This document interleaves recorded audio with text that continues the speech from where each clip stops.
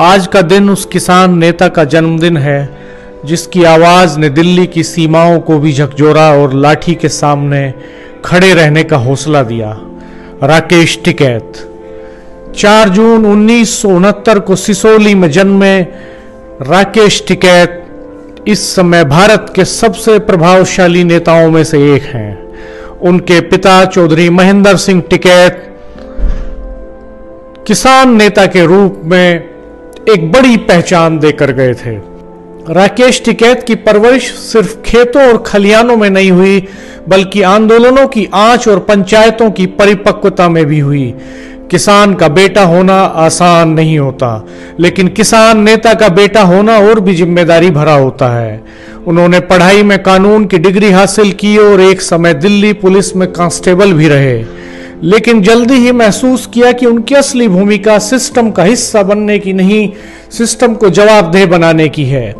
महेंद्र सिंह टिकैत के बाद किसान आंदोलन की बागडोर राकेश टिकैत ने संभाली, लेकिन उनके सामने समय बदला। सरकारें कारपोरेट के साथ थी, मीडिया का बड़ा हिस्सा चुप था और गांव बिखरे हुए थे। 2020 के कृषि कानूनों के खिलाफ जब दिल्ली बॉर्डर पर किसान जुटे तो राकेश टिकैत की चुप्पी को लोग सवालों की तरह देखने लगे। लेकिन 26 जनवरी 2021 के बाद जब आंदोलन पर सरकार ने सख्ती दिखाई और टिकैत ने मंच से आंसू गिराते हुए किसानों को फिर से आवाज दी, तो आंदोलनों ने एक नया मोड़ ले लिया। उनका आंसू एक रणनीति नहीं था, वो एक टूटते आंदोलन की पुकार थी और लाखों किसान फिर जुट गए। राकेश टिकैत की नेतृत्व शैली में भाषणबाजी कम और जमीनी सच्चाई ज्यादा दिखती है। वो न तो पारंपरिक नेता हैं न सोशल मीडिया के हीरो। वो इस मिट्टी से बने हैं जहां सूखा पड़ता है तो सबसे पहले छटपटाता है किसान।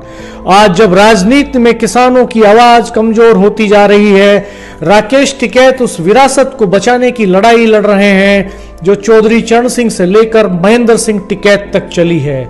उनसे सहमत होना या असहमत होना हर किसी का अधिकार है, लेकिन यह सच है कि राकेश टिकैत आज भी उन चंद नामों में हैं जिनके पास मंच नहीं, मिट्टी की ताकत है।